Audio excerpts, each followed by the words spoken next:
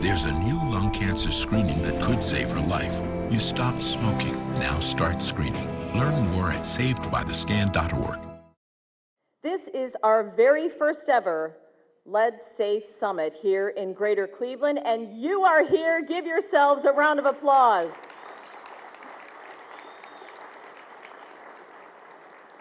I'm really honored to be your MC today for what's going to be the first of many summits, we hope.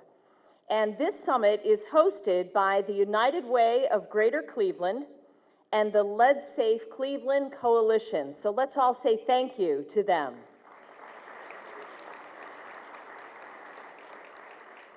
On a personal note, as I was preparing for today's event and I was reading up on the subject, I couldn't help but feel so blessed to think that when I moved into my old Lakewood house many years ago, I had the knowledge to check for lead paint, and I had the resources to do something about the lead paint that was in my home.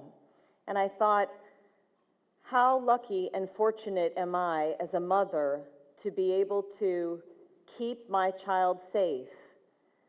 And then I thought about all of our parents out there in Greater Cleveland who may not know about the dangers of lead, or who may know about the dangers of lead but may not, because of their circumstances, be able to do something about it.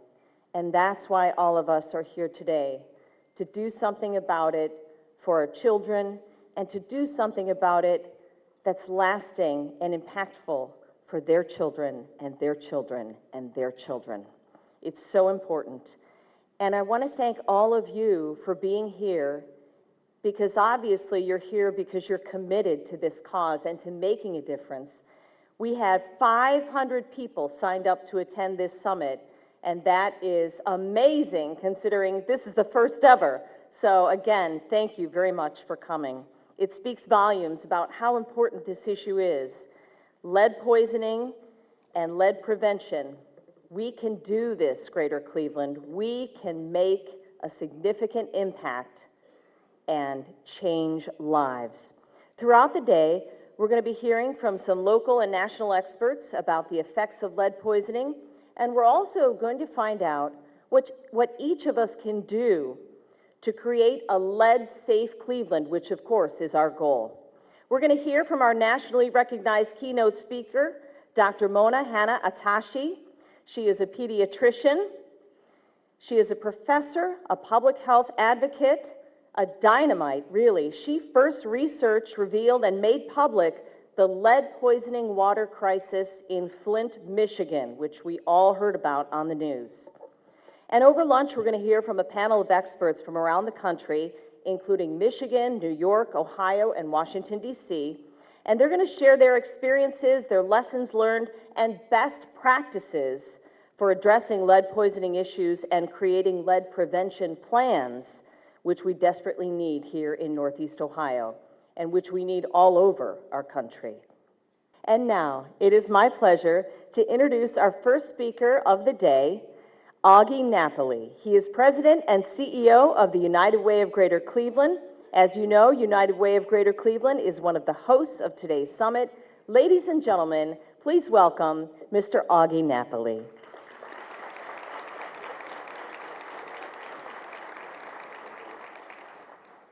Good morning, everyone. Oh, come on. Good morning, everyone. How are you today? Say lead safe. Thank you, Denise. Really appreciate your warm welcome, and welcome to the Lead Safe Home Summit, everyone. We're so delighted that so many of you could turn out early this morning. We appreciate it, and happy first day of summer. And the sun is out. This is a good sign. This is an incredible turnout, and we want your active participation throughout the entire day. It is an action-packed agenda, and you will thoroughly enjoy it, and it will be very informative going forward. I would like to take the opportunity to thank our sponsors of today's summit, including our presenting sponsor, which is Cleveland Neighborhood Progress Village Capital. Let's give them a round of applause. Now, Now, you'll see the names of our other sponsors on the back of the folder that you have in your bag and on the back of the tote bag itself. And we are very grateful for that support as well. Let's give all of our sponsors a round of applause. Not only are we grateful for our sponsors for making today possible financially, but also the generous support of our supporters throughout the region, and they are legion throughout this region. The strong partnership between the Lead Safe Cleveland Coalition and the United Way of Greater Cleveland is what led to today's Lead Safe Home Summit. I would like to acknowledge one person in particular that did a yeoman's job in bringing this together, and that's Andrew Katosin. Andrew is in the back of the room. Andrew is Director of Basic Needs for Community Impact here at the United Way of Greater Cleveland, and we are very proud of his work, and thank you very much for your efforts today.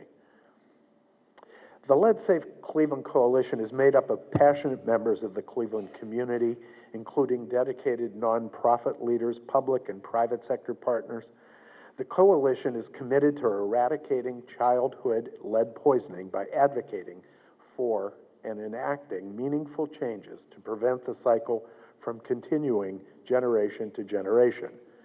The community-based coalition includes caregivers, advocates, homeowners, tenants, and landlords, as well as members of our faith-based communities, the media, the corporate sector, Cleveland City Council, and the Honorable Mayor Jackson's office.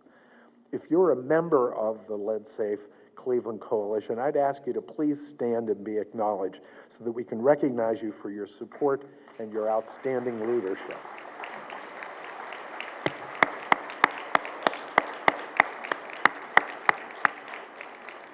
The United Way of Greater Cleveland is proud to be a supporter of the Lead Safe Cleveland Coalition and its important work.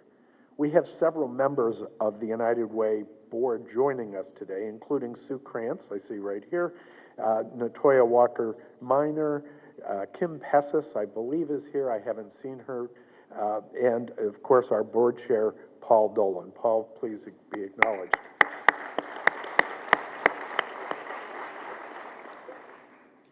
The lead poisoning issue in our city has its roots throughout Cleveland's history, a history of redlining and systemic racism that has placed the children of Cleveland at risk. This is not an easy conversation, but it's one we have to have, so we can take the necessary steps to change the futures of children in our community that are affected by lead poisoning. In our community, exposure to lead occurs throughout microscopic lead-contaminated dust and chips from lead-based paint. While this paint was outlawed in 1978, it is the cause for lead poisoning. As the paint ages, it flakes and dust is created from friction points, such as the opening and closing of doors and windows. The dust settles in the home where children are exposed and poisoned. Lead particles are also found in the soil around the homes. In many cases, you may not even know that there is lead being tracked into your home. Children within our community breathe, crawl, walk, and live within these contaminated circumstances. Every single day, Cleveland children are repeatedly exposed to lead particles. Extensive research has shown that lead exposure, even in what appears to be very small amounts, has an irreversible impact on children. On your table, take this packet of sugar, for example. And at your table, you'll see 3 or 4 of them. Exposure to the same amount of lead-contaminated dust as is in this sugar packet can cause irreversible damage to kidneys, to bones, the heart, the brain, as well as lifelong behavioral challenges, developmental delays, lower IQs, and ongoing health issues, all of which are preventable. Every day, 4 children in Cleveland are poisoned by lead, robbing them of the ability to reach their full potential. This must change. The children of Cleveland deserve better. So how do we solve this? Today's summit is the direct result of grassroots movement across our community to address this issue. There's no question that local and state leadership also plays a crucial role in successfully defending our communities from threats. Make no mistake, lead poisoning remains one of the biggest threats that exists to the futures of children growing up within our city. I'd like to thank Council President Kevin Kelly, Councilman Blaine Griffin, Councilman Kerry McCormick, who remain vocal and outstanding champions of the Lead Safe Cleveland's Coalition work. In addition, I'd like to also thank Mayor Frank Jackson and his team for their continued engagement and collaboration and leadership on this issue. They remain our partners in creating a lead-safe Cleveland. We are honored today to have with us state representatives from Ohio, including Senator Nikki Antonio, Representatives Juanita Brent, Janine Boyd, Michael Skindell, and Bride Sweeney. If you're here in the room, I haven't seen you, but please stand and be acknowledged. Thank you for your support. And finally, I would like to thank Governor Mike DeWine. He and his team have been important advocates for Ohio's children, and several representatives from his team are with us today. Through the combination of public and private sector partnerships, we can and we will stop lead poisoning within our community. Please join me in giving a round of applause to the many city, state, and community champions with us today who are leading the fight to stop lead poisoning in Cleveland.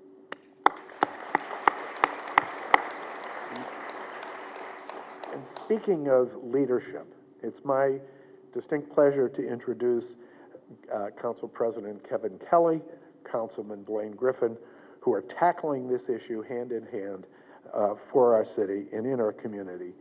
As you know, Councilman Griffin is chair of the Health and Human Services Committee, and we're delighted to welcome him to this stage. Please join me in welcoming him.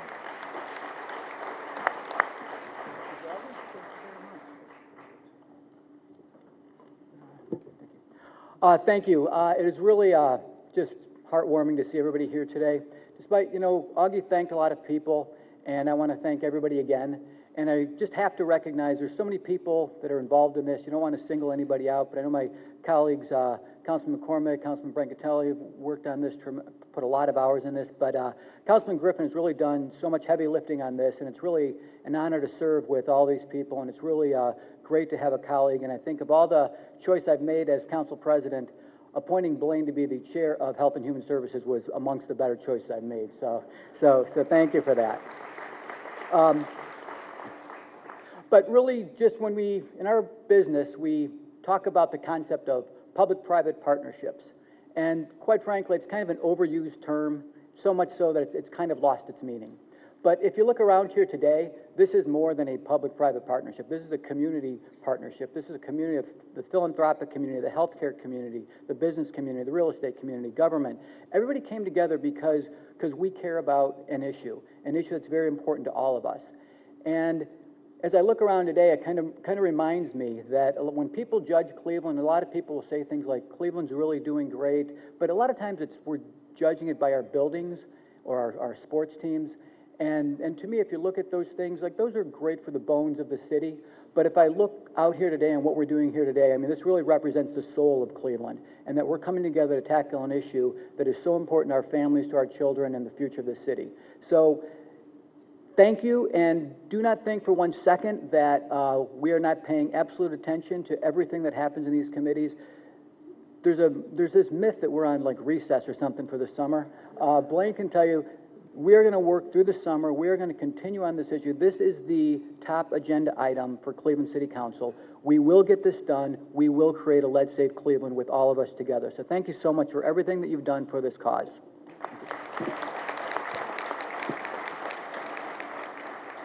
And with that, I have to introduce my friend, my colleague, the Chair of Health and Human Services, the man who really, like I said, just did a tremendous amount of heavy lifting. I'm honored to serve with this gentleman, Councilman Blaine Griffin.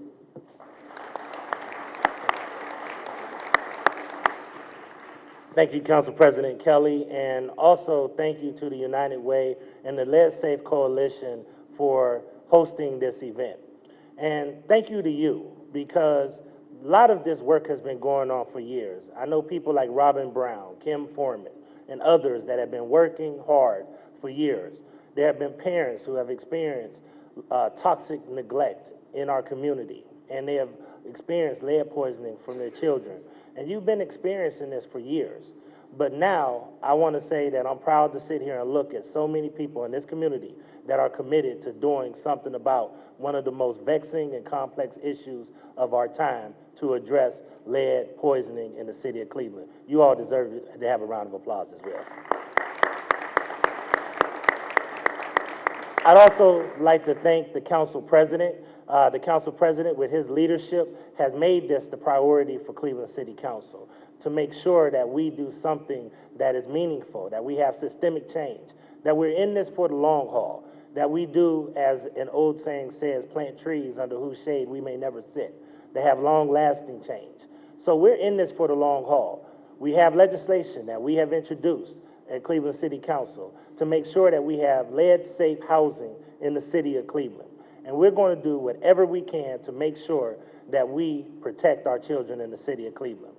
With that being said, the legislation that we've introduced has been a partnership with the administration.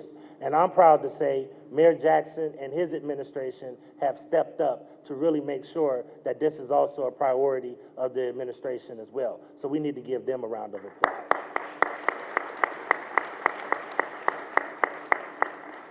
This is only the first step of many that need to be taken to deal with a more than 200-year-old problem. We're not going to solve this overnight. We can't spike the ball and dance in the end zone as if we have some kind of success. It's going to take significant amount of funding to deal with this. I'm proud to say that Senator Dolan, Senator Antonio, Senator Williams, and the state Senate have passed legislation to put money in the budget to make sure that we can start to put a lead-safe resource fund in the city of Cleveland. We need to give them a round of applause. All sectors of our community, everybody, the corporate community, the philanthropic community, the civic and government leaders, the grassroots leaders, the activists, several different organizations are coming together to show that we really care for our children in the city of Cleveland. With that being said, it is my honor and privilege to introduce a person who I know cares a lot about children and has always made children a priority of his administration, Mayor Frank G. Jackson.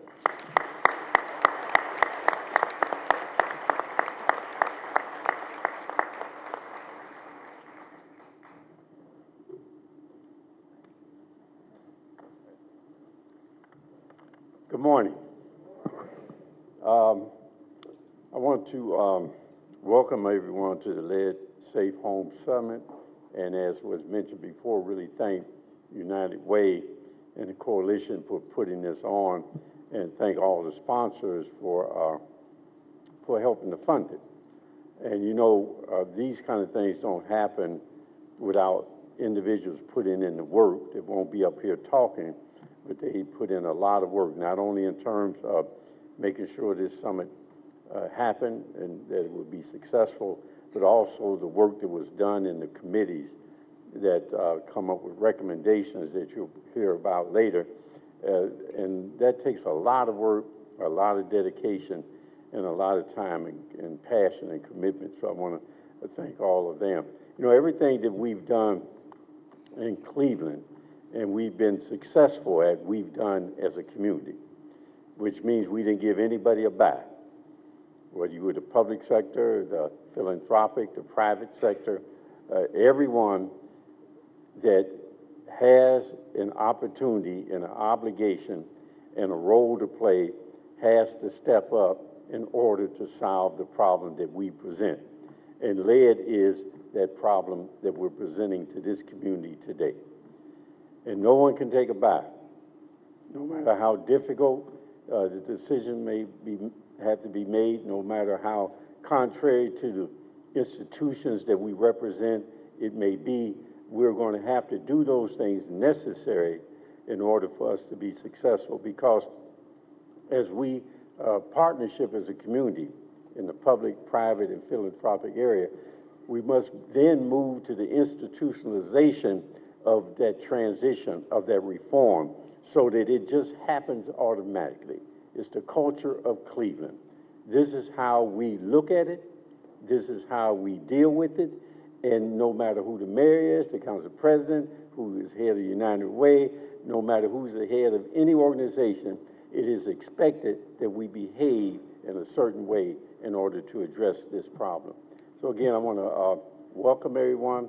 Thank all those who made it possible. Thank those who have been in, as Councilman Griffin said, we're here today, but there are people been working in this vineyard a long time. And we hope that this gives them not only the voice, but really the form in which to move this issue forward in a way that will resolve it. Thank you very much.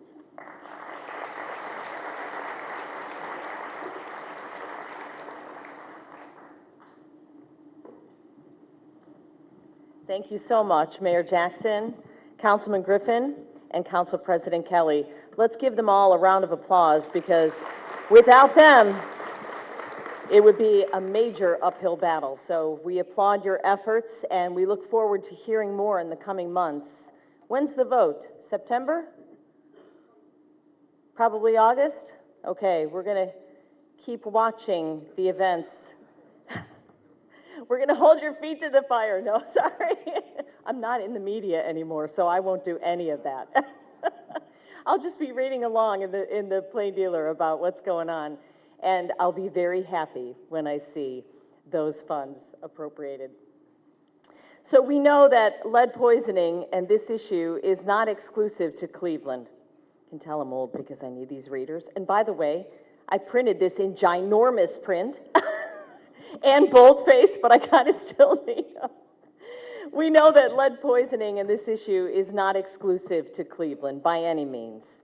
But the number of children poisoned in Cleveland is still higher than in all of Ohio, and, get this, 4 times more than other children in our country. 4 times more. In fact, a recent study by Case Western Reserve shows that the rates of lead exposure in the Cleveland area have routinely been double to 3 times what Flint, Michigan had at its peak. And I know, Dr. Mona, some of those numbers can be, read different ways, but clearly we have an issue here. In the spring of 2016, for example, 14.2% of children in Cleveland, 14.2% of our kids in Cleveland tested positive for elevated lead levels in their blood. That is alarming. We need to care. Twice the percentage of Flint children at that same time in 2016. So this is a very critical issue facing our kids and our entire community. And we're here to raise awareness and find meaningful solutions. It does take a village, we all know that, especially with something like this, because there's so many aspects to it. We need to collectively, as a community, find solutions and work towards our goals. We're committed to working together to replicate the milestones reached in Rochester, New York, for example, where they've seen a more than 80% reduction in lead poisoning over a 10-year period. 80% in 10 years, okay? That's gonna be us. How about 100%? I think we should have a 100% reduction. Let's do it in 4 years, right? Why wait? It's critical. I know. But how did they do that? How did they reduce those rates so much? They enacted proactive lead testing policies to ensure Rochester's housing is lead safe before a child ever moves in. We're going to be talking more about the collaborative process that Rochester went through to achieve this tremendous result, and that is coming up during our lunch panel. It is our shared responsibility to address the lead poisoning issue our neighbors face through ongoing conversations like the ones we're having here at this morning's summit. And our ultimate goal is to find our own long-term solutions to help our local kids through thoughtful legislation. Thank you all again for being here. And lead prevention programs. We are going to make the homes within our communities safe once and for all. Now, in just a few minutes here, you're going to be hearing from our keynote speaker. She is a nationally renowned and respected authority on lead poisoning, and her name is Dr. Mona Hanna-Attisha. Dr. Mona is here to share her powerful story and her firsthand experiences dealing with the devastating impact lead poisoning has on a community and the children who live within that community. In 2014, city leaders in Flint, Michigan decided to save money by switching the source of their city's water. What happened next was catastrophic. Astronomical amounts of lead showed up in the community's drinking water, causing irreversible damage to the people of Flint, in particular, the youngest members of the community, the little ones. As a local pediatrician, the poisonous levels of lead alarmed Dr. Mona. She was shocked that the government was ignoring the complaints and the protests and the reports from its citizens. They were ignoring the journalists, and they were ignoring the experts and the doctors and the scientists about the levels of lead and the lead poisoning that was happening right in their community.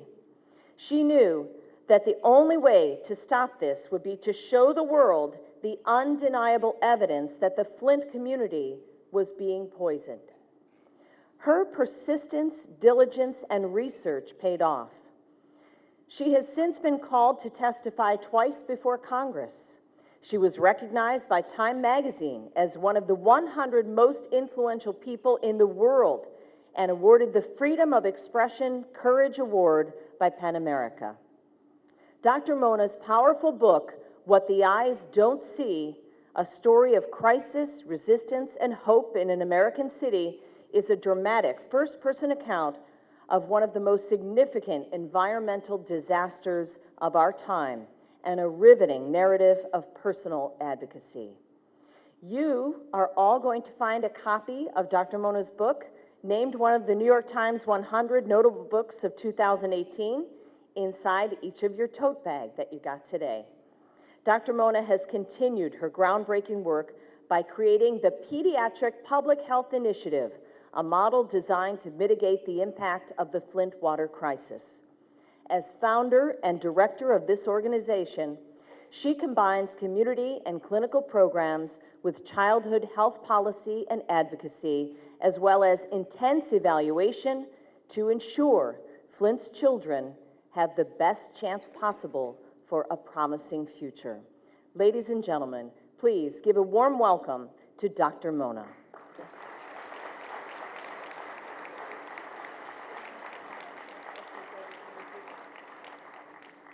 Wow, how's it going, Cleveland? It is great to be here. Thank you for this incredible opportunity to be with you, to learn from you, to share the Flint story, and to share really the public health and lead lessons that it brings to light. But I also want to take a moment to thank you. Thank you for being here. Thank you for doing the incredible work that you've already done and that you continue to do to tackle this incredibly complex issue. And I know that this work in lead elimination can often seem overwhelming. It can seem daunting. When you get into the weeds, you realize that the problem is so big. You realize that so many sectors need to be at the table: housing, healthcare, government, education. You realize that you're often fighting for limited resources and money. So thank you for recognizing that this is probably the most critical work that you can do for Cleveland children. I have this amazing privilege of really going around the country and working with other communities now who are doing very similar things. And Cleveland, you guys win. This is amazing. The work that you've already done, the people that you have in this room that are sitting around the table, the community-driven energy, the passion, the commitment. I feel it, I see it. So kudos to all of you for being here and for caring and for finally tackling this insurmountable issue. So a lot of kudos to Cleveland. So a lot of history's kind of been mentioned already, and I'm going to touch a little more on history.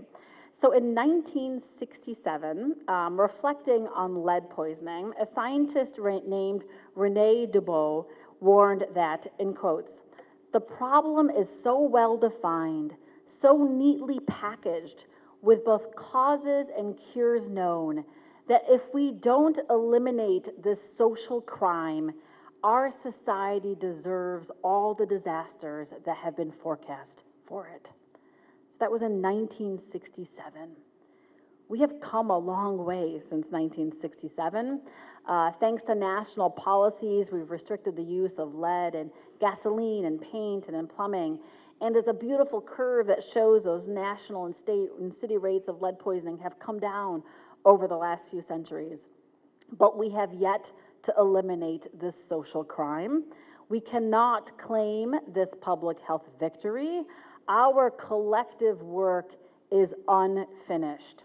Because to this day, hidden underneath layers of paint in older homes, buried underground in pipes that deliver our drinking water, and nestled in the soil of our yards, we live with the legacy of lead. And it is our country's most vulnerable children that bear this burden. However, standing here in Cleveland and in so many of our great cities, I once again look out and I am hopeful. I am absolutely inspired. I see I'm in all of you so much energy and passion and creativity and partnership that is finally respecting the science of lead's neurotoxicity, and finally putting an end to this disparate threat to our children's health and development.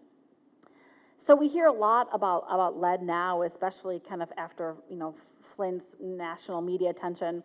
But like was mentioned before, lead is probably the oldest and most well-studied neurotoxin. I mentioned that quote from 1967, where René Dubos said that our inaction on lead is a social crime. But we've actually known the badness of lead for centuries. So like I said, I'm a big fan of history. You guys are all getting a copy of my book. There's a whole chapter on lead history, and it is like page-turning, scandalous history, like for real. It's not like fall asleep history.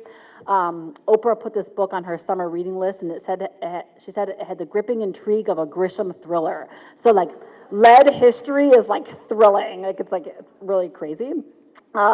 But the history is important because if we want to move forward to solve a lot of these really complicated social and public health problems, we really need to start by looking back. And I want to briefly reflect on one of my heroes in lead, who over a century ago brought so much of this knowledge to light. Her name was Alice Hamilton. Has anybody heard of Alice Hamilton? Not Alexander Hamilton. Alice Hamilton. Alice Hamilton. So she was a physician. She was a social justice visionary. She was really the mother of the field of occupational medicine, and she was an all-around troublemaker. So she finished medical school at the University of Michigan in 1893. Then she ended up in Chicago working at the Hull House with Jane Addams. While she was there, she was providing kind of well childcare and taking care of babies, especially to the poor and to immigrants, to recent immigrants in the Chicago area. And she got immersed in her community, and she realized that many of the ailments that were coming into the clinic were because of terrible working conditions and exposures. For example, hatters who had gone mad because of mercury poisoning. And so she became one of the experts in occupational medicine and really the mother of that field. In the 1920s, she was our nation's foremost expert on lead poisoning a century ago. But what I admire the most about Alice Hamilton was her fierce advocacy. She stood up to powerful interests, especially when the lives of children were at stake. So in the 1920s, General Motors, born in Flint, was trying to convince our nation that lead in gasoline was a good thing. They literally called it a gift from God. And there's Ohio roots here because General Motors' renowned engineer, Charles Kettering, who's from Ohio, there's even a city in Ohio called Kettering, Ohio, and his buddy named Robert Kehoe, also from Ohio, Georgetown, Ohio, who worked at the Kettering lab in Dayton. They were working around the clock to tell us that we needed to put lead in gasoline because there was no other thing that they could come up with that could prevent the engine knocking. So that was that noise that when fuel and air mixed, you had this loud noise. And I guess that noise was so terrible that they had to put a poison in our gasoline to prevent that noise. They insisted there was no alternatives and that this had to be done. So Alice Hamilton at that time, who knew of lead's toxicity, because it was even well known in the 1920s, pushed General Motors and Charles Kettering to find a better, safer alternative and insisted that the introduction of lead in gasoline on this widespread basis would have a catastrophic impact on public health. And she was right. But public health wasn't foremost in corporate mentality. Profits were. General Motors had a patent on tetraethyl lead, and thus they put lead in gasoline. At one point, Alice Hamilton confronted Charles Kettering in a hallway and said, "You're nothing but a murderer." Like, isn't this good stuff? This is like really good history. This is like a century ago, this lead history. It's a repeat story today. So after that, General Motors proposed a diabolical offer. They said they would discontinue the use of tetraethyl lead in gasoline, if it could be proven to be harmful. And this set forth a dangerous public health precedent, something called the keyhole paradigm, named after General Motors industry apologist. And that was safe until proven dangerous. So they were insisting that they would take out lead in gasoline if it can be proven to be dangerous, but let's use it and let's assume it's safe until it can be proven dangerous. This is opposite of public health. This is opposite of prevention. This is opposite of the concept of the precautionary principle, which we are governed in medicine and public health by. And it's opposite of common sense, where we should be governed by dangerous until proven safe. So I tell you this story because it's important to understand this history, because a century later, that keyhole paradigm persists. And this industry-driven and profit-driven philosophy has allowed for the unchecked use of thousands of chemicals, and in terms of lead, has silently poisoned and likely diminished the potential of generations of children.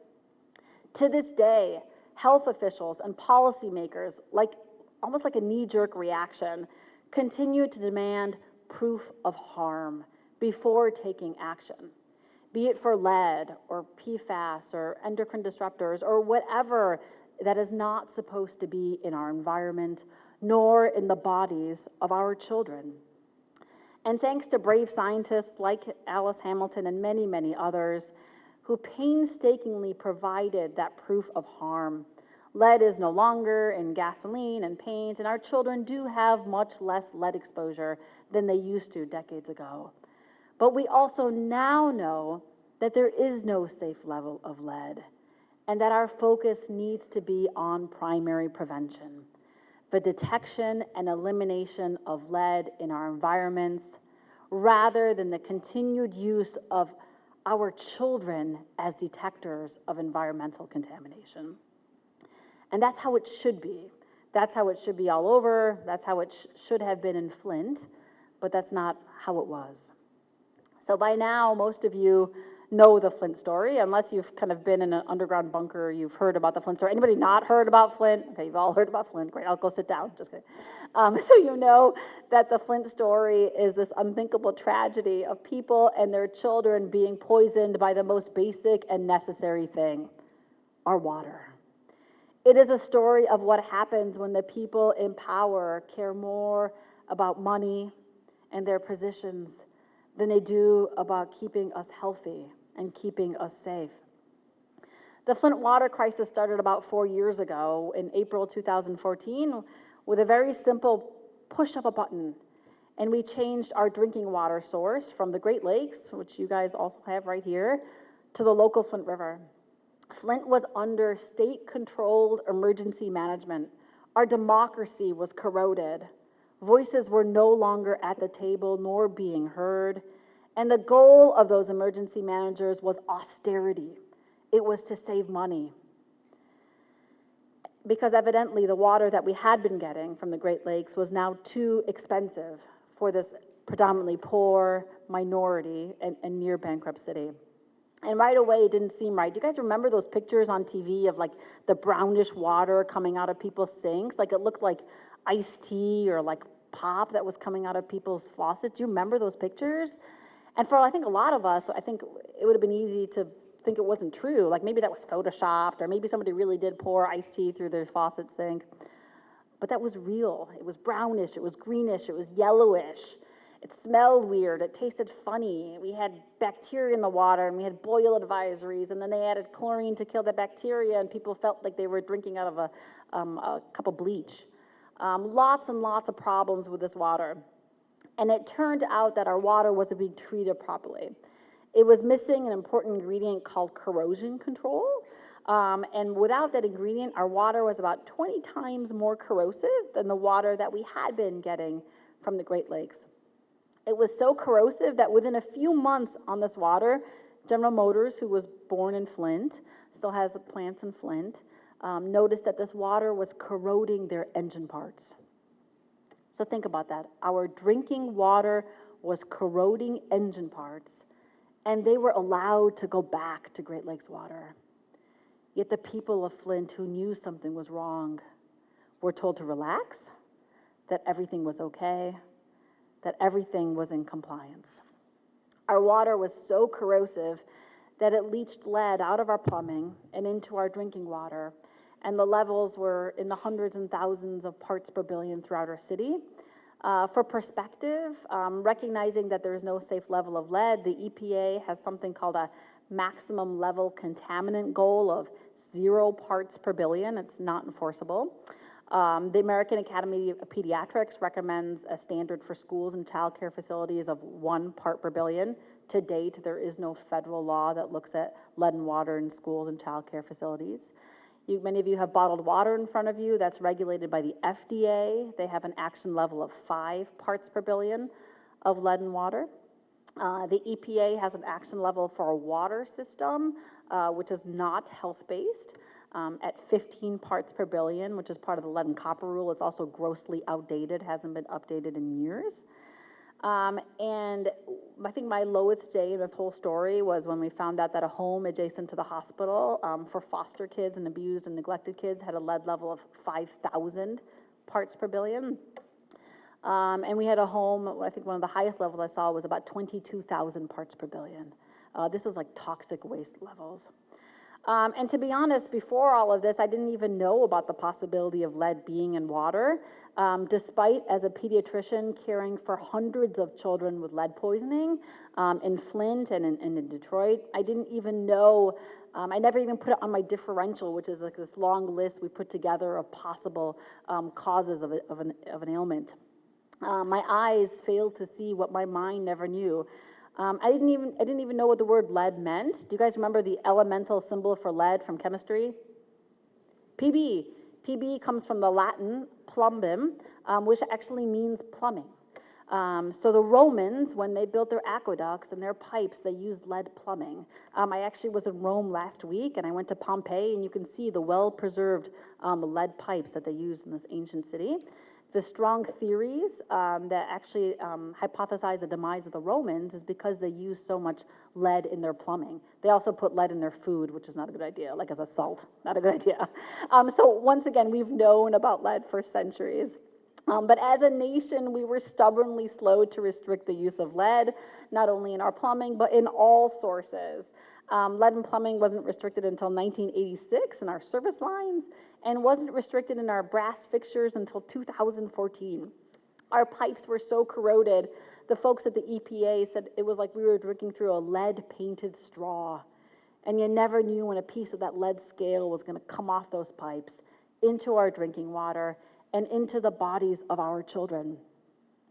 So when all of this was happening, it was the the summer of 2015, and I was a busy pediatrician in Flint, a medical educator, mom, wife, kind of living in my own busy bubble like many of you are.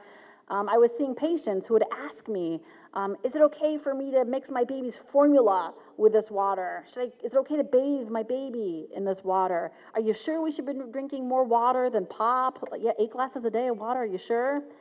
And throughout this year-plus period, I was telling my patients that everything was okay. Because how could it not be okay? This is America, right? The richest country in the history of the world. It is the 21st century. We've learned a lot. 50 years ago, we had rivers on fire. The Flint River actually caught on fire twice, too, in our history. We have rules and regulations. We have come a long way. It's also Michigan. Any Michiganders out there? Oh, there's some. Show me your hands. So we've got a whole Michigan table over there. So we're the Mitten State, right? And we point to where we're from. So Detroit and Ann Arbor and Grand Rapids, and here's Flint. So why are we the Mitten State? What are we surrounded by? Water. We're surrounded by the Great Lakes. You guys have some of that. The Great Lakes is the largest source of fresh water in the world. 21% of the fresh water in the world is around the city of Flint. So how could our water not be okay? So I was reassuring my patients until I heard about the possibility of lead being in the water. Because when a pediatrician hears the word lead, we rightly freak out, just like all of you do, and which is why you are here today. We know that lead is a poison. We know that it is potent. We know that it is irreversible. We know that it erodes cognition and twists behavior and has the potential to alter the life course trajectory of our children. And we also very much recognize that the burden of lead does not fall equally on our nation's children. Our Flint kids already had higher lead levels, just like kids in Detroit, and Chicago, and Baltimore, and Philadelphia, and Cleveland. Our country's most vulnerable children who are already struggling with every toxicity of life also have this disparate burden of lead exposure. It is an environmental and a social injustice, and in Flint, that injustice only widened. And I knew that if I was going to move a mountain or make a dent in this story, that I would have to produce that proof of harm. And once again, I never should have had to do that. This crisis never should have started. It should have ended when that first mom held a jug of brown water. It definitely should have ended when we knew there was lead in the water, if we were to be governed by primary prevention. But it kept going. So I knew that I would have to produce that proof of harm. As you know, pediatricians, we routinely screen high-risk children for blood lead levels. It's asymptomatic. We don't see symptoms in children. It's part of routine screening at the ages of 1 and 2. It's done at those ages because that's when children developmentally are walking and crawling and have hand-to-mouth activity, and that's when they're at risk for household lead exposure, like paint and dust and soil. That's why these surveillance programs were designed at those ages, to pick up the risk of exposure from household lead. Lead in water has a younger age of exposure. It impacts the unborn and especially babies on formula, which isn't usually picked up by those larger surveillance programs. But I knew I needed to get that data. That data lives in surveillance programs at our county and our state. I couldn't get that data. So then I actually went into our clinical records and pulled those records from our hospital data. And what we found, as was mentioned, was that lead levels within our water limits, contrary to everything that was happening for years, the percentage of kids with elevated lead levels doubled within our water limits. There was nothing happening outside of the city water limits. And in the areas where the lead levels in the water were the highest, we also saw the greatest increase in children's blood lead levels. We also very much knew that this research was an underestimation because of the ages that children were being tested and because of the very low testing rates. But when I was armed with this data, I did something that doctors and academics aren't really supposed to do. You're supposed to publish your research in journals, and that takes time. I literally walked out of my clinic and I stood up at a press conference behind a podium, very much like this, and I shared that research. And I shared that our children were in harm's way, and I shared the science of lead's neurotoxicity, and I demanded action with a growing team of folks around me. And at first, there was denial and attacks because for 18 months, everybody who had raised their voices about lead, the moms, the activists, the pastors, the journalists, the water scientists, everybody had been dismissed in our story. And for a moment, I was scared. My heart rate had gone up. I had gotten a Fitbit right before this, and my heart rate was close to 200. I was shaking, and I thought to myself, maybe I shouldn't have spoken up. I felt like this big. Like maybe I should have just gone about my business as a busy mom, pediatrician, wife. Like, why did I do this? That lasted for a quick minute. Then I quickly realized that this had nothing to do with me, but everything to do with my children. Children that as a pediatrician, I have literally taken an oath to protect. So my job as a pediatrician, so much of my job is making sure kids are healthy today, but more importantly, my job is making sure that our kids have the healthiest and brightest future possible. My work, like so much of your work, is nestled in promise and potential. Yet what was happening in our water was threatening the tomorrows of all of our children. So we fought back with more science and more evidence and more data. And finally, it was our persistence and our teamwork and our science that spoke truth to power and helped expose this man-made crisis.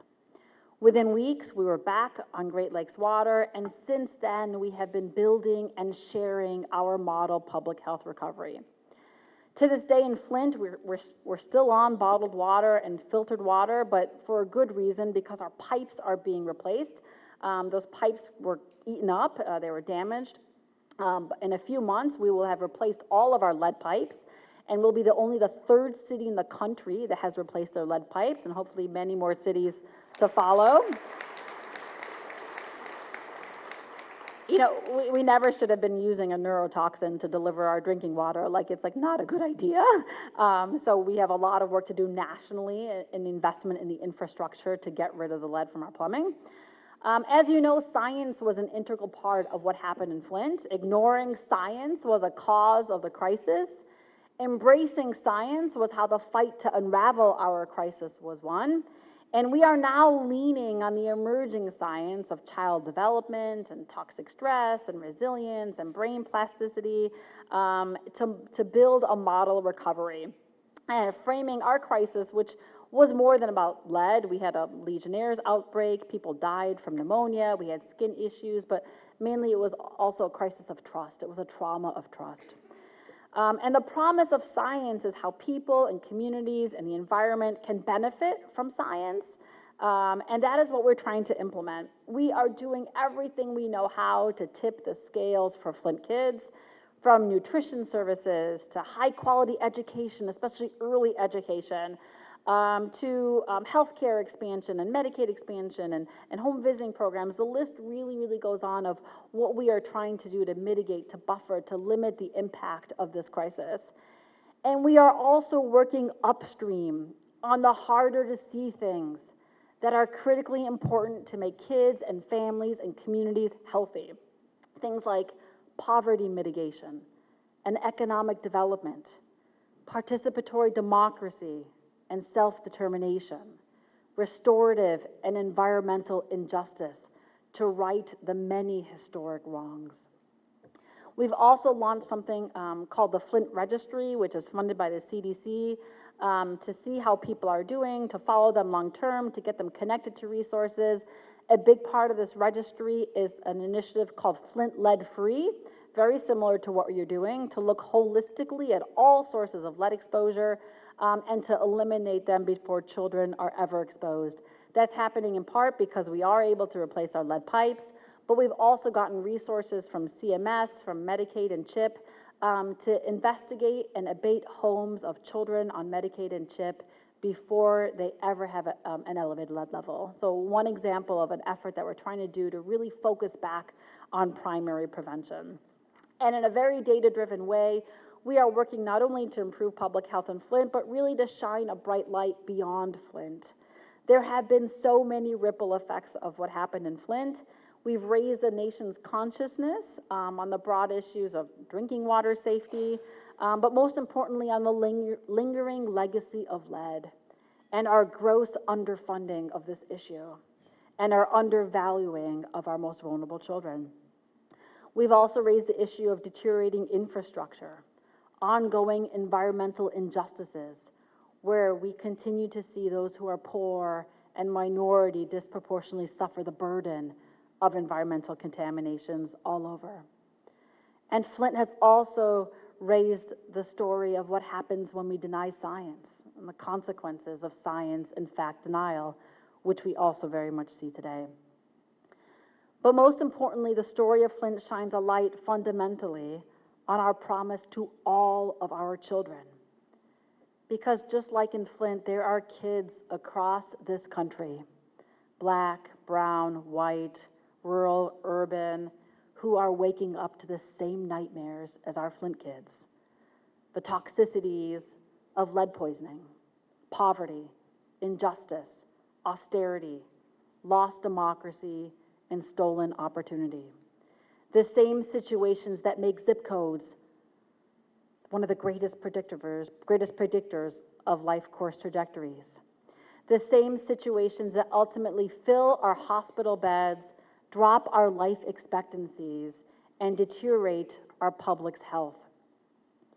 But it doesn't have to be that way. And that gets to my favorite part of the story and how we can once again learn from Flint. As much as the story of Flint is a story of a crime, it is a crime committed with absolute indifference to some of the most vulnerable people in the country. It is also a story of how everyday people, moms and activists and pastors and journalists and scientists and students, everybody, it is a story of how everybody came together and stood up and said, we've had enough on behalf of our children. Flint is a testament to the idea that individuals working together can absolutely make a difference.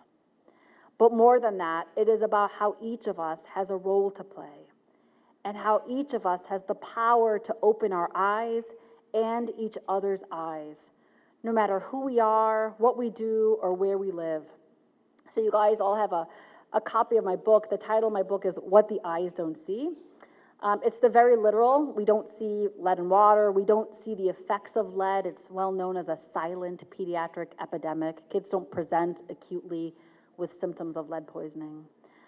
But it's bigger than that. It's about what the eyes don't see is about people and places and problems that we choose not to see. People turn their eyes to Flint and our problems and our children, just like they do to so many other places and so many other kids.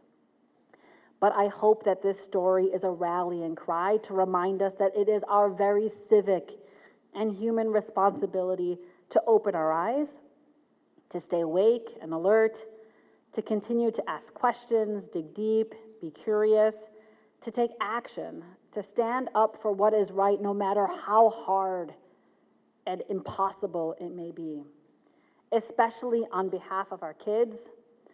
I mentioned earlier that I took an oath to protect kids as a pediatrician, but implicit in this story is that doctor or not, we have all taken an oath to protect our kids, especially our most vulnerable kids.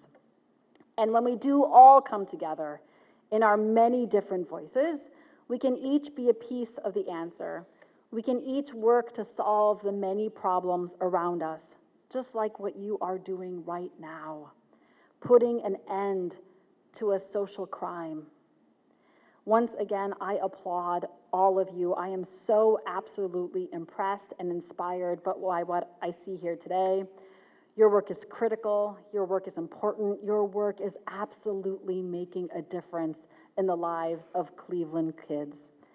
And on behalf of our kids today and our kids tomorrow, thank you for preserving the promise of all of our nation's children.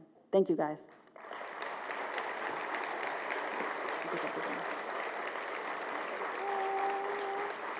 Thank you, thank you, thank you, thank you. Thank you.